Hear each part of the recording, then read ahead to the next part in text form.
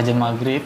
Betul. Itulah kenapa memang mendengar lebih cepat, apalagi kalau ada iramanya, lebih cepat masuk dalam hafalan kita memang. Makanya kalau Quran kan memang suka ada kayak iramanya gitu ya. Betul. Itu lebih cepat masuk. Kalau ngafalin apa namanya? Surat pendek misalnya, sambil ada keinginan untuk tahu Islam atau belajar Islam gitu. Sebenarnya sih setiap kayak saya menjalin hubungan gitu, sebenarnya kayak ya kalau kamu serius ya aku serius gitu, aku masih seriusnya. Tujuan pertama itu kayak gitu kok. Tapi kalau misalkan emang dari niat sendiri itu yang dari kakak mualaf itu. Dari kakak mualaf waktu itu kakak mualaf kenapa? Karena menikah juga. Kalau dia karena menikah emang. Tapi jadi ada omongan lah dari pihak keluarganya gitu. Pokoknya ada yang aku suka dari omongan mereka tuh, pokoknya kalau di Islam itu istri nggak boleh kayak ngelarang suaminya tuh kasih nafkah ke ibunya gitu segala macam. Ya karena ya saya yang penting tuh kan saya mikirnya orang tua saya gitu. Iya, betul. Karena saya ngasih uang pun ya karena saya berbakti juga ke orang tua saya kan gitu. Betul. Jadi kamu jangan terlalu egois dengan misalnya ya kita lagi susah misalnya gitu ya, kita lagi susah gini. Ya seenggaknya aku bisa ngebagi kamu, bisa ngebagi ibu aku gitu. Betul. Nah itu kalau di Islam memang gitu. Iya, dari situ aku tuh kayak buat seorang anak, ibu itu nomor 1, istri nomor 2 gitu. Tapi bukan berarti ada juga kasus begini, si ibu maksa anaknya untuk memenuhi kebutuhan ibunya, sedangkan si anak dan istrinya ini masih pas-pasan gitu. Itu juga ada yang begitu. Berarti kalau begitu ibunya yang kurang bijaksana. Tapi buat si anak, dia harus mementingkan ibunya daripada istrinya. Itu di Islam. Karena memang di Islam kita diajarkan untuk menghormati ibu itu bahkan 3 kali kadarnya daripada ayah kita. Iya tuh. Gitu. Ya. Istri itu kan memang tanggungan suami. Sandang, pangan, papan itu urusan suami. Urusan pangan itu juga tanggung jawab suami sebenarnya. Kalau di Timur Tengah yang belanja ke pasar suami. Iya, yang masak. Yang masak juga suami. Iya, saya tahu. Iya, ya. Di Indonesia aja karena di Indonesia kita mungkin apa ya? budayanya istri mengabdi kepada suami, jadi istri yang harus belanja, istri yang masak. Di Islam itu boleh-boleh saja, bukan nggak boleh, boleh. Tapi si istri yang berbuat seperti itu dipandang istri itu sedang bersodakoh kepada suami. Itu. Ya saya pokoknya intinya kayak gitu aja sih. Ya. Masalahnya juga biar calon saya yang ngertiin juga gitu. Sedangkan kan saya juga ngertiin dia kayak, tidak ayo kasih orang tua kamu nggak apa-apa, aku juga ngasih orang tua aku nggak apa-apa gitu. Pokoknya intinya ya kita saling peduli aja. Itu permulaan yang baik. Peduli sama keluarga kecil sama peduli sama keluarga besar. Iya. Tapi masalah konsep ketuhanan sudah bisa menerima. Artinya di Islam Tuhan itu bukan yang bisa jadi manusia gitu. Udah bisa menerima. Ya. Karena ya ada beberapa konten Kodondi yang saya tonton karena yang masuk ke saya gitu loh. Makanya saya juga kenapa saya mau nyecer. Tapi mualafnya mau Kodondi kan. Karena itu saya pengen dengar dari Kodondi secara langsung gitu loh. Ya. Kalau mau bersyahadat sih sebenarnya tidak harus dengan saya. Di mana aja boleh. Bahkan kalau di hutan ngomong sama siapa? Masa mau minta syahadat sama monyet kan nggak mungkin. Syahadat itu sebenarnya bisa sendiri ya. Tidak perlu izin siapapun. Yang penting izin dari pencipta kita. Dan yakin. Bisa di mana aja. Tapi kalau namanya ada saksi itu jauh lebih baik gitu aja. Mau di masjid mana aja boleh. Kebanyakan orang ya gitu ya. Ada anak muda dari Pepantang Siantar, Sumatera Utara, sendirian naik pesawat ke sini. Ke Jakarta, turun di Cengkareng, naik bus ke sini 3 jam, nunggu di sini 2 jam, ketemu saya setengah jam syahadat, pulang lagi ke sana.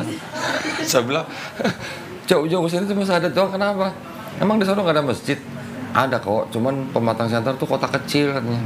Kalau saya syahadat di masjid mana aja, orang tua saya pasti tahu katanya. Ya, elah sana. Iya. Udah ya? Ada lagi nanti yang dari mana? Kudus. Begitu juga perempuan.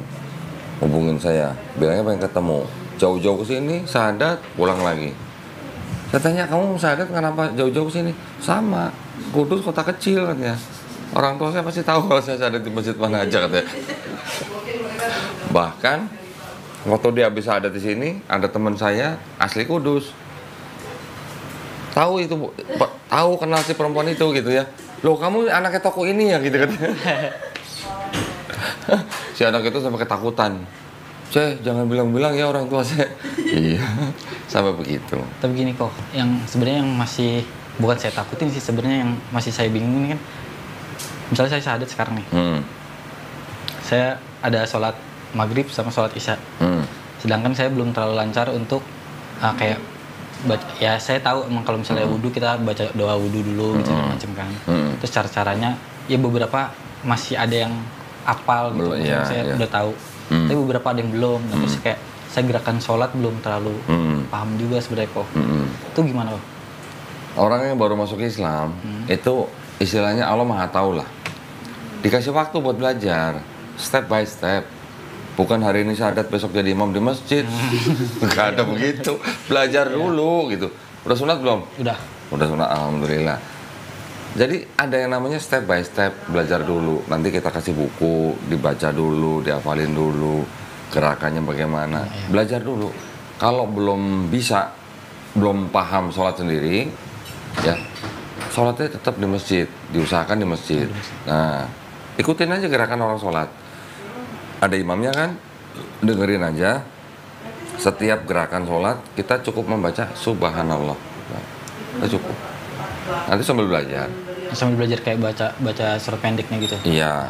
Nanti kalau di rumah praktek belajar sholat nih sendiri, boleh sambil baca kok. Iya, kakak saya juga. Pegang buku juga boleh, pegang handphone juga boleh, nonton di TV juga boleh. Boleh. Terus sebenarnya saya kalau ngikutin sebenarnya bisa kok kalau surat pendek. Ya. Udah bisa gitu. Tapi kadang-kadang im sama in. Ya tinggal Iya. perhatikan aja. Nanti kita kasih bukunya. Tenang aja. Praktek sholat sehari 5 kali, belum sholat sunnahnya. Yang fardu aja 5 kali, istilahnya. Belajar, nggak sampai seminggu juga bisa. Iya. Saya kalau doa buka puasa tuh udah bisa. Udah dulu. Lah, kok bisa? Udah dulu. Kok bisa? Ya sampai karena ngajarin. mungkin gara-gara ngeliat-liat TV gitu kok. Oh. Biasanya ya kayak orang aja kalau denger lagu kan cepet hafal tuh. Iya, betul. Betul. Gara-gara belum puasa denger azan maghrib. Betul. Itulah kenapa memang mendengar lebih cepat, apalagi kalau ada iramanya, lebih cepat masuk dalam hafalan kita memang. Makanya kalau Quran kan memang suka ada kayak iramanya gitu ya. Betul. Itu lebih cepat masuk. Kalau ngafalin surat pendek misalnya, sambil baca, kalau bisa denger murotalnya. Iya, ada kok saya yang online. Itu diulang-ulang, cepet itu mah. Saya ada yang online yang ada tulisannya, ada suaranya juga. Iya, itu cepet, pasti cepet itu. Ya berarti mah sudah inilah ya, sudah mencoba menggali Islam lah ya. Nah, iya makanya kenapa saya memantapkan untuk langsung ke sini tuh ya gara-gara maksudnya saya juga belajar yang mending langsung aja saya masuk ke Islam kok. Iya, ya sekarang kan gini, kalau mau masuk ke universitas tertentu gitu, daftar dulu atau belajar dulu? Daftar dulu. Daftar dulu, belajarnya di situ kan. Nah, jadi kalau mau masuk Islam ya daftar dulu gitu, baru belajar. Biar dapat pahala juga saya. Ya? Biar dapat pahala juga. Iya, kan sayang ya, sudah praktek tapi nggak ada pahalanya ya. Sebenarnya pacar saya udah DM Kodoni dulu tadinya. Oh gitu? Kapan? Tanggal berapa? Udah lama ya? Udah lama, tapi kayak saya nggak diterusin? Tadi dulu yang. Oh ini. Masih gitu maksudnya. Aku masih ngiyakinin dulu. Jangan-jangan diancam kali sama Nabila. Enggak. Oh, lu nggak masuk Islam, putus nih gitu. Enggak ya? Enggak ya. Alhamdulillah. Ya alhamdulillah. Belajar step by step. Apalagi gini ya. Ya ini sih mungkin pendapat aja ya. Orang yang baru masuk Islam, istilahnya itu masih ada yang namanya grace period lah. Ya, ada yang mengatakan 40 hari masih dikasih waktu untuk belajar. Itu namanya grace period. Jadi tenang, nggak usah saya harus langsung bisa ini, enggak. Pelan-pelan. Makanya saya ada chat dari kantor gitu. Sholat Jumat udah nambah personil baru nih. Terus aku bilang. Udah kok gitu? Nah, maksudnya sandana gitu? Iya. Terus aku bilang, hari Jumat besok pengen cuti dulu. Pengen perkenalan sama masjid di rumah aku gitu. Iya gitu. Soalnya nanti ngerinya ya kaget aja gitu loh. Saya orang-orang situ. Udah pernah ke masjid yang di rumah? Belum. Oh belum. Maksudnya buat masuk belum kalau. Tapi udah kenal orangnya. Orang-orangnya udah tahu, tapi kan orang yang di perumahan kan taunya saya Kristen. Ntar kerjain. Akhirnya kaget dia. Ntar kerjain orang masjidnya. Akhirnya kaget ya kok. Karena saya perkenalan dulu saya bilang. Iya. Ya, berarti gini, yang penting Sandana harus sudah tahu dulu di dalam Islam itu ada yang namanya rukun Islam, ada yang namanya rukun iman. Rukun Islam kita tahu bersyahadat, sholat, zakat, puasa, haji jika mampu. Yang jika mampu hajinya ya, bukan yang sholat puasanya.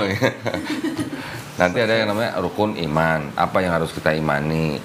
Pertama kita beriman kepada Allah Subhanahu wa taala, beriman kepada malaikat-malaikatnya, beriman kepada kitab-kitabnya, beriman kepada nabi-nabinya, beriman kepada hari akhir, kiamat, dan terakhir beriman kepada qada dan qadar. Qada dan qadar itu adalah takdir. Takdir itu ada takdir yang mutlak, ada takdir yang kita usahakan. Orang tuanya suku apa? Jawa. Jawa. Kalau ibu Kemayoran. Hah? Ibu Kemayoran, ayah Jawa. Kemayoran Jakarta? Iya. Oh, Betawi? Iya. Tapi sebenarnya nenek tuh orang Aceh. Oh, oke. Nah, sekarang gini, Sandana sebagai manusia bisa nggak milih untuk lahir jadi orang Betawi gitu kan? Mau lahir tuh milih gitu, bisa nggak? Aku mau lahir jadi orang Jawa? Nggak bisa. Nggak bisa kan? Nah, itu adalah takdir yang mutlak. Rezekinya sudah ketakar, nggak mungkin ketukar sama orang lain. Umurnya juga sudah ketakar. Umur sekian nanti selesai gitu, udah ditakar gitu. Kita nggak bisa milih, nggak bisa nentuin. Itu namanya takdir yang mutlak. Tapi juga ada takdir yang kita bisa usahakan. Mau pinter, belajar. Mau sukses, kerja keras. Itulah. Mau punya anak, nikah. Gitu. You know? Itu di dalam Islam, rukun imannya begitu. Kira-kira kalau dari Sandana, ada yang mau ditanyain nggak mengenai Islam? Sebenarnya saya masih rancu sama apa itu makruh. Makhluk. Makruh. Oh, makruh. Makruh itu kalau dikerjakan tidak dosa, tidak dikerjakan juga tidak berpahala, jadi nggak apa-apa gitu. Ya enggak, maksudnya ini nggak apa-apa nggak sih kalau saya ngomong ini? Maksudnya Nggak apa-apa, kenapa? karena ya kenapa kalau misalkan begitu kenapa bilang aja nggak boleh gitu? Oh, enggak begitu. Gitu ya? Contoh gini misalnya, contoh nih ya. Kalau ke masjid misalnya, kita sholat. Ya. Tapi kita orangnya doyan makan pete nih. Kalau kita ke masjid sholat, ya kan pasti ada yang kita ucapkan di dalam gerakan sholat. Kalau kita lagi ngomong kanan kiri bawa pete gimana? Nah itu makruh namanya. Tapi itu makruh untuk orang yang makan pete apa? Makruh orang yang... Untuk orang yang makan petenya dong, bukan untuk orang yang nggak makan pete. Untuk orang yang makan petenya makruh. Jadi sebaiknya tidak mengganggu orang lain. Gitu. Tujuannya itu sebenarnya. Ya sebenarnya emang. Tapi bukan berdosa, nggak berdosa. Cuman kan nyebelin gitu orang lagi begini bawa pete gitu. Ya kemarin saya perumpamanya mungkin kayak kurang masuk gitu kok. Makanya kayak gitu. Tapi kan tahunya mendingan ya udah nggak boleh aja dong daripada begitu gitu. Enggak juga. Dulu saya ngomong kayak gitu. Karena belum dapat penjelasan yang benar-benar dengan contoh. Dengan contoh yang sekiranya gitu. Iya.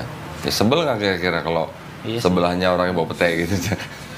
Ya berisik. Misalnya kita sholat biasa kan katanya nih kalau misalnya kita yang puasa apa? Sholat apa? Puasa apa? Kalau habis tarawih gitu. Anak-anak kecil itu pada bercanda, pada berisik gitu. Kadang-kadang kan orang-orang yang sholat pengennya bener jadi risih kan. Berarti anak kecilnya itu yang makruh kok. Kalau saya belum pernah denger sih kalau yang berisik gitu terhukum makruh belum pernah denger. Tapi kalau anak-anak itu ya istilahnya gimana ya? Itu tinggal tergantung orang tuanya sih harusnya. Tetapi kadang-kadang dulu waktu gue jadi orang Kristen juga begitu. Berisik banget sih gitu. Apalagi dulu rumah saya dekat masjid. Dekat banget sama masjid. Kalau saya sebenarnya bukan ya karena saya nggak ke masjid ya. Mungkin karena kayak depan rumah gitu jadi berisik dia gitu. Iya, memang. Ini bukannya sholat malah berisik nih. Ya namanya anak-anak. Kadang-kadang kalau anak-anak kan kita juga gimana ya? Kalau orang Jawa bilang nggak bisa maido, tahu nggak maido? Nggak bisa ngomel, nggak bisa ya. Gitu. Namanya anak-anak lah. Dulu juga mungkin waktu anak-anak lu berisik, cuman kan kita orang tua yang harus maklum gitu aja. Iya ya gimana ya? Nggak bisa, ya itulah nggak bisa kita ngomel dengan anak-anak yang seperti itu, apalagi ketemu dengan teman-teman yang seumuran, ya pasti mereka begitu. Tapi maksud saya gini, ketika kita melihat sesuatu yang kelihatannya mungkin atau kedengarannya menyebalkan, sisi baiknya tuh begini. Anak-anak yang mau bermain di masjid itu juga baik buat mereka. Artinya mereka itu supaya mereka tuh akrab dengan masjid. Gitulah. Terus ketika mereka mencoba membacakan sesuatu seperti misalnya takbiran gitu ya. Kita cuma saya akhirnya cuma bisa mikirnya gini. Oh, apa yang mereka lakukan itu adalah keceriaan anak-anak.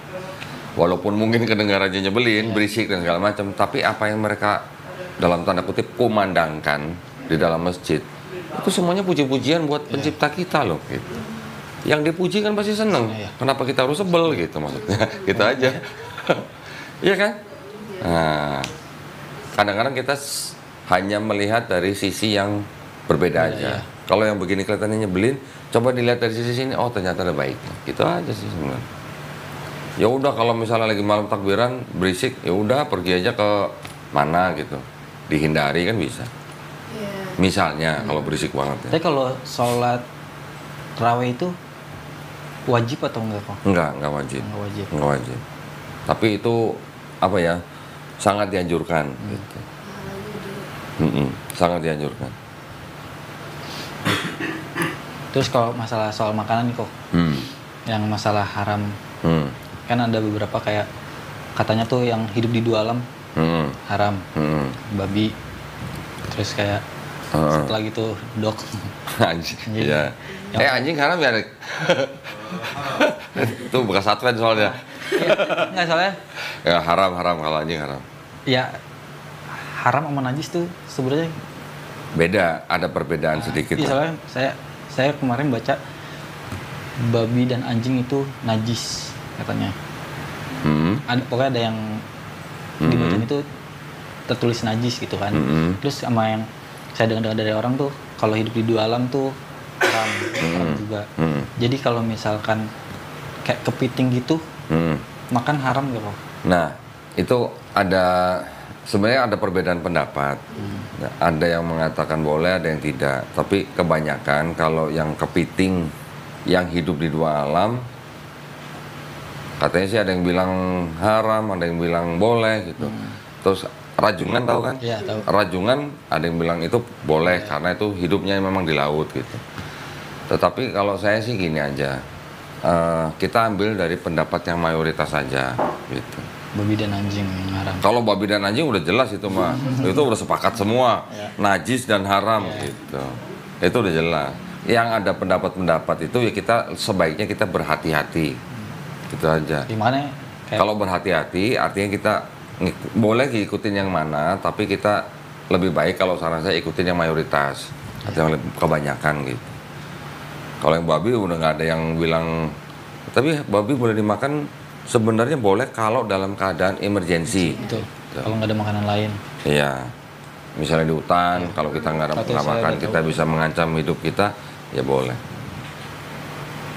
Tapi udah jelas, kalau babi bahkan ada di ayat Quran, nggak perlu penafsiran lagi gitu. Jadi nggak perlu pendapat ulama, udah jelas gitu. Babi darahnya, bangkainya haram semua. Udah. Nanti pelan-pelan. Dana kan panggilnya dana. Itu bisa belajar pelan-pelan hal-hal seperti itu. Dan kalau orang baru masuk Islam itu kan biasanya kadang gini, pernah dengar nggak lu Islam NU apa Islam Muhammadiyah gitu, pernah dengar begitu? Jangan didengerin yang begitu ya. NU Muhammadiyah persis itu hanya ormas ya, bukan Islam yang berbeda, Islamnya sama gitu. Itu hanya ormas yang dilakukan atau yang digunakan oleh sekelompok orang untuk mencapai tujuan kelompok itu gitu. Bukan berarti ada Islam NU, Islam Muhammadiyah, enggak. Islamnya tetap satu. Gitu. Ya, nah maksudnya nanti kalau baru masuk Islam, belajarnya tuh belajar yang disebut dengan mainstream atau arus utama aja, yang kebanyakan. Masalah ormas-ormas itu nanti dulu lah gitu. Ketika kita punya visi misi tertentu, nah tinggal kita cari ormas mana yang cocok. Itu pun kalau kita mau ikut, kalau enggak juga nggak apa-apa, nggak ada kewajiban untuk ormas gitu. Ya, makanya juga saya pengen tanya itu juga gitu. Maksudnya cara membedakannya, kayak saya kan datang ke sini untuk belajar sama Kodondin. Maksudnya yang model kayak gimana juga nih yang kodon dipegang gitu. Saya ngerinya kalau saya ketemu di luar nih, ternyata ini nyaman juga nih, ternyata menurut kodoni tapi jangan gitu, misalnya gitu ya, misalnya Ya. saya ngeri, saya salah ngikut arus gitu. Makanya ketika kita mau mengikuti sekelompok orang tertentu dengan ormas tertentu, pelajarin dulu dia visi misinya apa. Kan setiap organisasi pasti punya visi misi. Tuh, pelajarin itunya dulu. Contoh misalnya NU. NU itu dia visi misinya adalah mengedepankan untuk dakwah misalnya. Ya. Makanya banyak apa namanya? Misalnya kayak kegiatan mereka tuh untuk misalnya kayak maulid dan segala macam. Muhammadiyah, dia visi misinya apa? Untuk pendidikan misalnya, makanya banyak sekolah. Nah, tinggal kita lebih cocok yang mana di situnya, gitu. Nah, nanti di antara ormas-ormas itu kan biasanya nanti mereka mengikutin apa ya, kayak semacam fikih-fikih tertentu, gitu. Bukan berarti itu Islamnya beda, enggak. Islamnya tetap sama, cuman tinggal mereka ngikut yang mana, gitu aja. Saya diundang Muhammadiyah juga, saya diundang NU juga. Kedua-duanya nggak ada masalah buat saya gitu. Ya pokoknya saya masih bisa nanya-nanya Kodondi kan. Bisa tenang aja. Dan orang yang masuk Islam itu kan nggak langsung kita cuman sahadatin udah lepas gitu, enggak. Nanti ada pembinaannya. Pembinaannya tuh apa namanya? Ngaji. Dana nanti sediakan waktu dalam seminggu 2 hari. Nah itu nanti kita kirim guru privat ke rumah langsung. Boleh nggak ke rumah? Boleh. Orang tuanya nggak masalah? Kebetulan saya tinggal sendiri. Udah tinggal sendiri, apalagi tinggal sendiri. Dikirim guru privat, yang cowok dikirim guru laki, yang cewek dikirim guru perempuan gitu. Ya. Jadi saya kalau itu udah ngeliat dari Kodondi. Nah itu kita memang kawal sampai si mualaf ini bisa menjalankan Islamnya mandiri gitu. Tapi sah gak sih kok misalnya gini, saya lagi nggak mau di rumah nih, saya chat orangnya misal, Mas kita ke McD aja yuk, misalnya gitu. Kemana? Ke McD gitu. Oh McD, boleh. Masa ngaji di McD? Oh ngaji.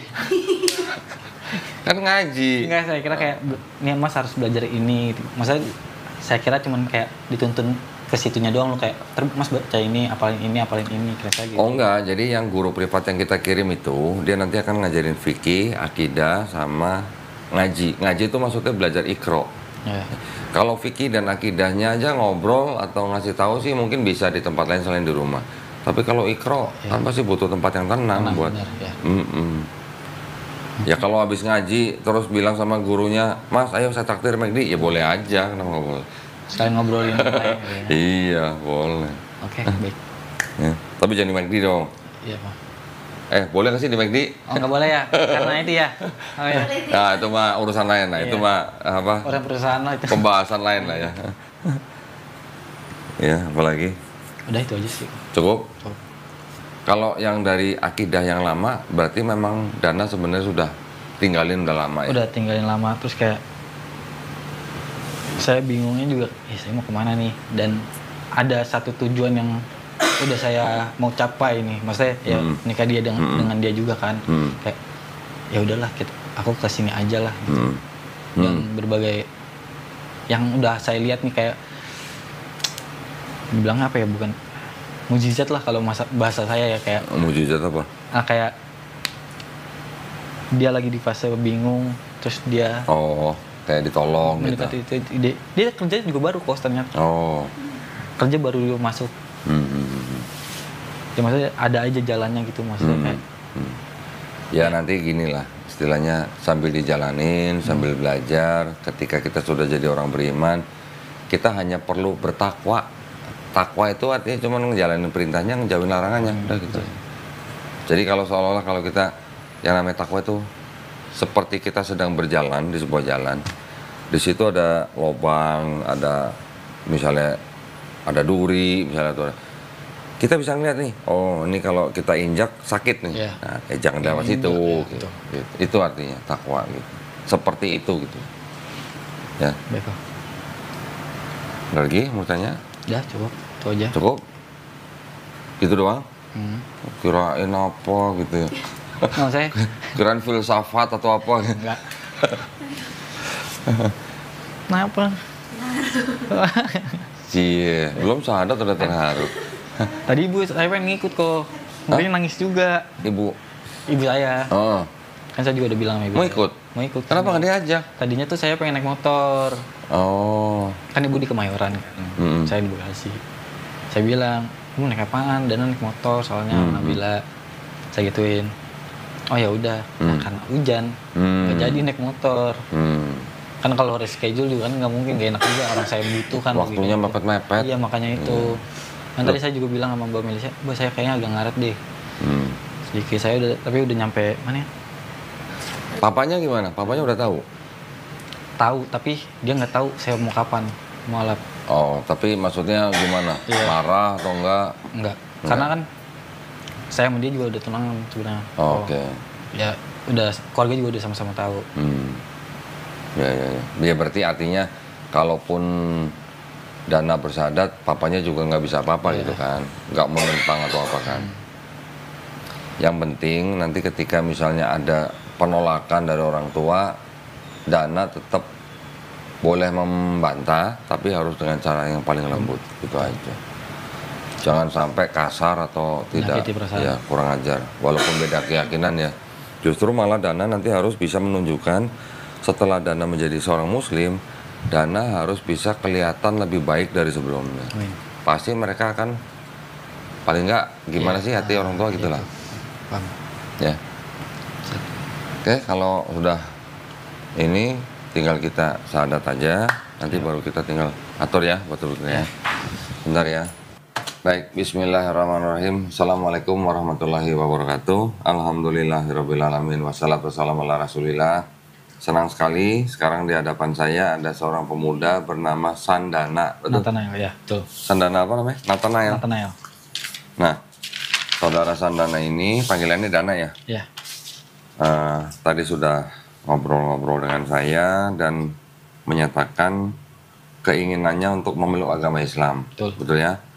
Karena sudah menghubungi admin, jadi sudah memberikan data dan juga sudah dibuatkan surat pernyataan memeluk agama Islam ini. Jadi kita sekarang tinggal melaksanakan prosesi syahadat aja. Ya. Seperti biasa, sebelum melakukan prosesi syahadat, saya akan menanyakan beberapa hal. Yang pertama, apakah Sandana Nathanael ini mau memeluk agama Islam ini atas kemauan sendiri atau ada paksaan, rayuan, intimidasi dari orang lain? Atas kemauan sendiri kok. Alhamdulillah. Orang tua tadi kalau dengar ceritanya juga sudah mungkin mengetahui ya. Mengetahui. Oke, jadi saya rasa tidak ada masalah. Pesannya hanya apa? Di dalam Islam tidak ada paksaan. Dan juga di dalam Islam kita tidak perlu minta izin kepada siapapun kecuali izin dari Allah Subhanahu wa taala. Ya, kalaupun orang tua nanti menentang atau marah atau bagaimana, kita hanya perlu membantah tapi harus dengan cara yang paling lembut, ya. Yang ketiga, di dalam Islam ada syariat-syariat. Setelah bersyahadat, ada sholat, ada zakat, ada puasa, ada haji jika mampu. Apakah saudara Sandana ini berjanji untuk melakukan syariat-syariat tersebut? Insya Allah berjanji kok, siap. Keren, udah bisa ngomong insya Allah. Alhamdulillah ya. Baik, kalau begitu tidak ada lagi yang bisa menghalangi saudara Sandana untuk melakukan prosesi syahadat. Ini sudah ada surat yang disiapkan. Nanti Dana tolong baca dari sini pernyataan memeluk agama Islam ya. Terus ini dengan ini saya nama, nik, ini semua nggak usah dibaca sampai agama sebelumnya aja. Ya. Baik. Setelah itu baru ini. Setelah sampai 2 kalimat syahadat, baru kita mengucapkan 2 kalimat syahadat. Saya tuntun. Agama sebelumnya Kristen disebutin kok. Sebutin. Jadi nama, terus langsung agama sebelumnya. Baik. Ya, terus baru ini 2 kalimat syahadat, baru kita ini salaman. Oke. Kalau udah siap, langsung silakan mulai dari sini. Pernyataan memeluk agama Islam, sesungguhnya agama yang diridhoi di sisi Allah hanyalah Islam. Surah Ali Imran ayat 19. Ya. Dengan ini saya, nama Sandana Nathanael, agama sebelumnya Kristen, dengan kesadaran dan keikhlasan sendiri menyatakan memeluk agama Islam dengan mengucapkan 2 kalimat syahadat. Ya, kita berjabat tangan, saya tuntun dalam bahasa Arab, kemudian kita lanjutkan dengan terjemahan bahasa Indonesia. Baik. Ya. Bismillahirrahmanirrahim. Asyhadu alla ilaha illallah wa asyhadu anna Muhammadan Rasulullah. Aku bersaksi Aku bersaksi tiada Tuhan tiada Tuhan selain Allah. selain Allah. Dan aku bersaksi Dan aku bersaksi Nabi Muhammad Nabi Muhammad adalah adalah utusan Allah. utusan Allah. Alhamdulillah. Alhamdulillah. Sah ya. Sah. Saudara Sandana Terima kasih, sudah sah menjadi muslim. Saya ingin memeluk saudara saya yang baru dalam iman. Mudah-mudahan istiqomah ya. Ya, terima kasih Pak ya. Alhamdulillah. Alhamdulillah. Ini tolong ditandatangani di atas materai ya, ditulis nama bawahnya.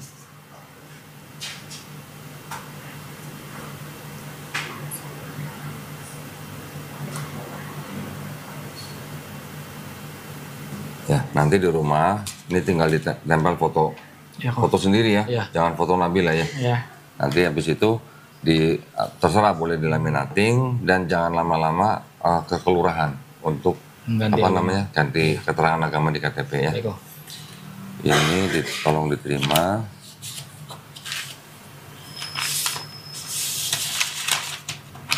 Nah ini yang tadi saya bilang kita sudah siapkan buku petunjuk sholat lengkap, nanti tinggal dibaca ya. Semuanya ada di sini. Dari mulai wudhu, niatnya, niat sholat dan sebagainya ya. Baik, kok. Ini ada sejumlah uang. Ini adalah uang zakat yang memang hak daripada setiap orang yang baru masuk Islam.